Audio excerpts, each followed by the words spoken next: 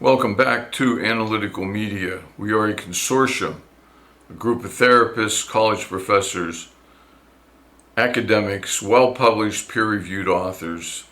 This will be part 3 of our lecture series on critical thinking. Critical thinking is not something that you can take it or leave it. It's underappreciated by most people, but it is essential to avoid mental illness and a general depression. If you want to be successful in life, which simply means being happy in life, well-adjusted, successful, you need to think in a good fashion. It's not a trick. It's a well-known correction of thought or perfection of thought. And what underlies this, what will make the most difference to you, is the idea that you have made mistakes in life that have hurt you, and the realization that those mistakes could have been prevented, and most likely you have learned and would not make that mistake again, but that mistake may not be correctable. The damage done may be lifelong. So it's important to avoid making the wrong decisions in life. Critically important. And there are therapies that are based entirely on revealing the mistakes that you've made in your thinking, the conclusions you've come to. So if you blame all of your problems on somebody else, bad luck, your mother, the way you were raised, your boss, if you blame life in general on your failures, then you have not recognized the way you can succeed in life, which is to correct your own mistakes, the mistakes you have made. It's an interesting way to think about life, that you can be right or you can be wrong in your decisions and the thoughts that produce those decisions. And if you're really honest, and I would like you to be really honest, I think you'll admit that in your life you have been right and you have been wrong.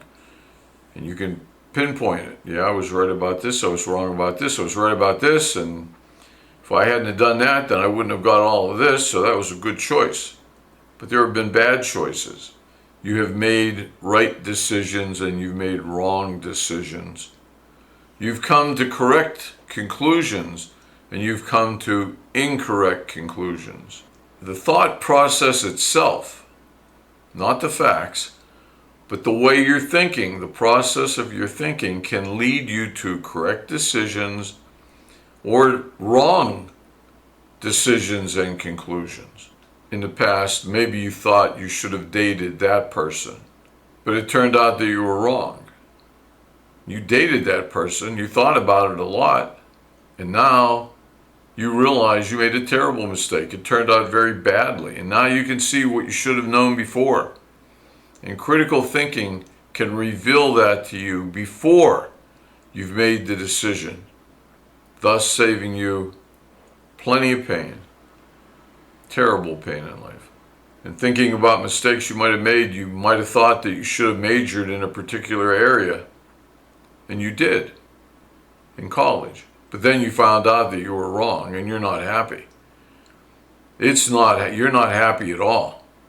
You're a senior, 4 years in college, and you realize you should not have majored in business. You should not have majored in philosophy, history, whatever it is, because you're not happy. And if you had it to do over again, you would definitely not have made that same decision. Critical thinking can help you prevent all of that, really help you to think. I mean, just because you've done okay in school or you've done well in school and you've done well in life and you've made friends, that doesn't mean that you know how to think. You might have been lucky. You might have been successful somewhat. But where would you be if you were really conscious of making a decision and thinking it through and analyzing it? How much better would your life be? In the past, and I'm only doing this to show you what I'm talking about, things you might relate to. You might have thought that it was safe to park your car in that neighborhood. You thought about it and said, well, I think I could park it here, it should be fine. But when you come back later in the evening, you find that it's stolen. And you have to cancel all these things and find another car and call the police. Could that have been prevented through critical thinking? Probably it could have. And in other areas, like health, you might have thought that it was okay to overeat 500 calories a day. But after you gained 12 pounds in 3 months, you found out that you were wrong. And that, by the way, is accurate. Overeating 500 calories a day, 500 more than your basal metabolism, will cause you to gain 12 pounds in 3 months. There are 3,500 calories in a pound. Overeating 500 a day, 7 days a week, would cause you to gain 1 pound per week, or 4 pounds per month, or 12 pounds in 3 months. You may have thought it was okay to loan your friend the last $500 you had in your bank account, the money you needed to pay your school tuition, or to make the mortgage payment on your house, or the money you needed to make the car payment. And your friend said, I'll pay you for sure, absolutely, I'll get this money, it's coming to me, I'll have it, I'll give it back to you, don't worry about it. And you said, okay, it sounds good. But then they don't pay you back. And then you couldn't pay your rent. Then you had to move back in with your parents. And then you realized that you were wrong to have lent them that money. That's what critical thinking can prevent. So what I'm saying is that if you look at your own personal life, you'll see that there were times that you have been wrong and that you have paid a price, a big price, a substantial price for being wrong. If you'd been right, your life would have been much better. So think about it. Does it make a difference if you're right or you're wrong? Of course it does. I want you also to realize that you did not intentionally attempt to be wrong. That was not your intent. Your intent was to be correct and to make the right decision, but nonetheless you ended up making the wrong decision. Yes, I'm not saying that you're careless. I'm not saying that you're irresponsible. And I'm not saying you didn't spend enough time thinking about it. You thought about it, whether you should have lent that money to your friend. You thought about it so much that you had trouble sleeping at night for a week. It was mostly all you could think about in the daytime. Trying to be right. You really wanted to be right. You didn't want to be wrong. But you made the wrong decision. It's not that you didn't care whether you did or you were being irresponsible. You just didn't know how to make the right decision. You put a ton of effort into it, but it was the wrong way. You might have worked all summer building a brick wall behind your house so you'd have some privacy from the alleyway and the cars that go up the alleyway, and you could have a barbecue and feel good and make a nice area. So you wanted to build a brick wall, and you saved your money and you had enough money for the brick. And then you ordered the sand that you need to mix the mortar. But you didn't know that you had to add cement to that mortar. So what did you do? Well, you worked really hard. Every day after work till it got dark, your back ached. You mixed the mortar, you laid it down, you put the brick in the mortar, put more mortar on top of the brick, kept it up, did all that work, worked all summer. And at the end of the summer, you noticed that when it rained a lot, that the mortar was coming apart because you forgot to put the cement in it. You didn't know to put the cement in it. Nobody told you that. It was a mistake. Cement and sand make mortar. You forgot the cement. Or maybe it was the opposite way. You thought you were buying bags of mortar at Home Depot, but you were really buying bags of Portland cement. They look the same. And then you find out that you can't mix the cement. It's like glue. It won't come off your trowel. It won't work on the brick. It's a mess. It's terrible. It will not melt when it rains. And you're going to need a sledgehammer to break those bricks apart, but you're going to have to because it's going to look terrible. It's a mistake. Your intention was to be correct and to make the right decision. But nonetheless, you ended up making the wrong decision. Not because you didn't care, but because you did not correctly know how to think. So at this point, we should realize that it's very important to be correct. And also, it's important to realize that it doesn't matter what your intentions were. It especially doesn't matter how hard you tried to be right.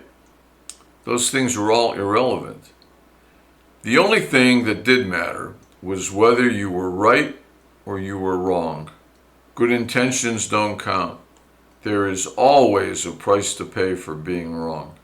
You might think that on an icy day you can take that turn up ahead at 74.5 miles per hour, but the laws of physics say that you can only take it at 74 miles an hour.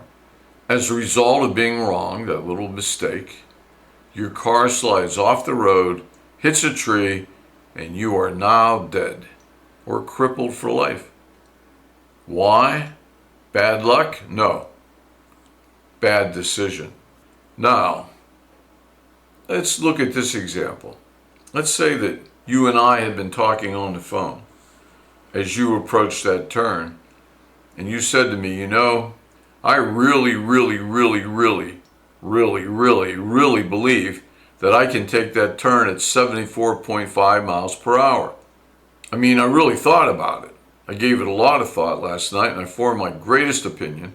And this is my most sincere opinion, and so I am going to take that turn at 74.5 miles per hour. And you do. And you would still be wrong, and you would have paid a very heavy price for being wrong. It's important to be right. Think about it. It didn't matter how strong your opinion was or how sure you felt you were right. The only thing that mattered was that you were wrong, and you paid for being wrong. The most important thing that I could convey to you, the most important thing, if you've come here for any advice, any guidance, any education, the best thing I could tell you, and I mean this so sincerely, and I'm sure you'll feel the same way too, if you have any insight as you age in life, the most important thing, you need to be correct in life. You need to be right. And to be right, to be correct, you need to think correctly or critically. Not everything's true. You want to exercise, you want to get in good shape, you want to build up your arms. You see something on TikTok about using rubber bands. The stuff that comes on newspapers and packages, just little rubber bands. And it tells you, and there's stuff just as bad on TikTok, that if you take 3 of those rubber bands, put them around your biceps, over your wrist, past your elbow, onto your biceps on each arm, and then lift up a can of peas, 15-ounce can of peas you got at the grocery store. Do that 3 sets, twice a day, you will be in perfect shape. Or you get a personal trainer and he tells you, oh, no, we've got to do this and we've got to do that and we've got to go to this machine and we'll do this and then we'll move this way and that way, and then your upper body will be perfect. It's a much better chance that if you do it the trainer's way, which we're assuming he is a legitimate personal trainer. We're assuming he's telling us what's correct. Well, we could check that out. However, the person on TikTok with the outrageous rubber band method is probably not right. Could be right. Could be the trainer's wrong. And that outrageous TikTok method could be right. Could be a revelation. Could make exercise so easy. But someone who's been educated is more likely to know something. Someone who's worked as a professional is more likely to know something. Somebody who's posting a short video on TikTok may not know anything. You got to judge the source. However, recognize one of those methods is correct and one is not correct. They're radically different. They're almost oppositions. One method of exercise is right, and one is wrong. And one method of thinking is correct, and one is wrong. Only critical thinking is correct.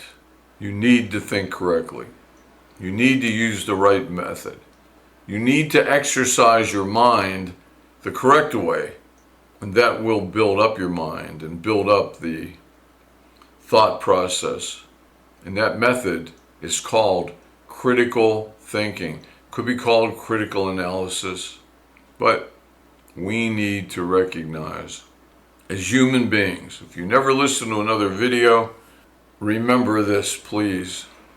In life, you need to be correct. And you're being graded constantly. If you're right, good things happen to you, for the most part. And if you're wrong in your thinking or the decisions you made, if you're wrong, bad things will happen to you and you'll pay for it. With depression, losing the things you have in life, raising your children the wrong way, relationships ending up in divorce, constantly dating the wrong people, constantly being abused in life. You're going to pay. I hope you recognize that. And as I said earlier in an earlier video on this topic, when you go to the store and you use your credit card, you may not have to actually pay for that item for years. But eventually, you will have to pay for that item. I mean, you can keep making a minimum payment, and in 15 years, you'll be paid off. But you don't pay for it immediately. That's what the credit card's for. You put it on credit. Well, mistakes are like that in life. You raise your children incorrectly, you will pay for it. And you know who's going to make you pay the most? Will be your children when they turn out to be 18, 19, 22. They'll be coming right after you. They'll tell you everything you did wrong. Or you'll see it in your own eyes as your child becomes a drug addict. The way you treated them when they're 5, 6, 7 could lead them to becoming drug addicts at 12, 13, 14. That's the truth. You need to be correct. You're not going to be 100% correct. You're not always going to be correct, but you need to be correct as often as humanly possible. And that's good enough, because you could also be wrong as much as is humanly possible, and that's bad. And unless you're taught how to think, you're going to make mistakes. You're not going to know how to think critically. Let's go back and talk about Abraham Maslow and his theory of self-actualization.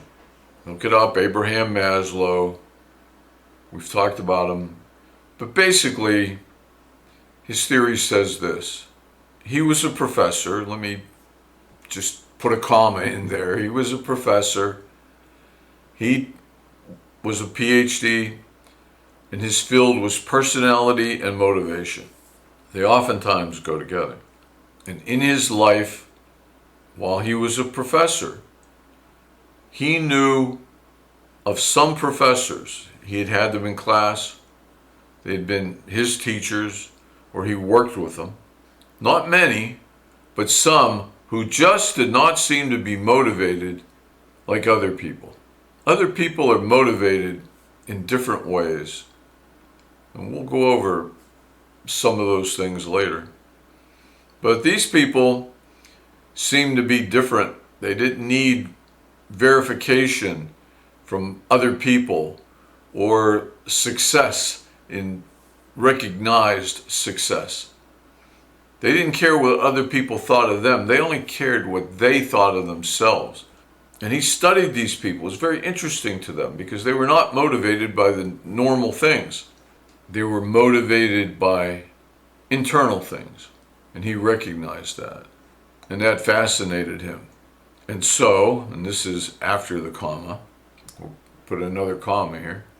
And so, his theory to explain these people was his theory of self-actualization, which basically says we have needs, and that was his field, motivation, and all Motivation theories were theories of need up until that point. We're motivated to do something that we need. Like you're thirsty. You're watching television, you're thirsty. Why do you get up to get a glass of water? Because you're thirsty, because you need water. You're hungry. You're motivated to get food. And he went through these needs in order, from the lowest to the highest. And he created a pyramid.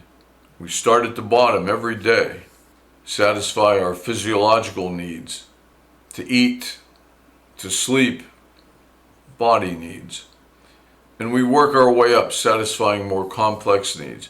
But when we get to the very top of the pyramid, the last block, the one with a point, the triangle at the top, he separates it because these are no longer motivation needs. They're not the lower level needs of deficiency. We're motivated to get what we don't have, that we want, we need.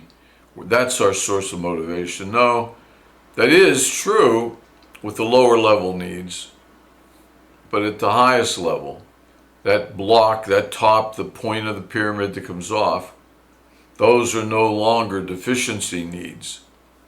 Those are self-actualizing needs. Self-actualizing. Now, both he and Jung had his own theory about individuation. It was about becoming who you were meant to be, and who you were meant to be existed in the unconscious mind. And Maslow is saying the same thing. Who you're meant to be is in your unconscious mind. And you are, what you need to do is take that thing that's inside your mind, that model, the real you, the you should be, and make it real. Make it actualized. Take it from potential, bring it into this world, and make it real. Or actualize it. Make it actual, make it real. From potential to actual. And the more you do that, the happier you'll be. The healthier you'll be mentally. You don't need therapy to achieve this. You don't need any help whatsoever. All you need is what we're talking about here. And we'll talk about it more and more. But one thing he noticed about these people, his self-actualizing people, his subjects as he calls them, he noticed that a characteristic they all shared was how well they thought, that they thought critically. Their thought process was a critical one.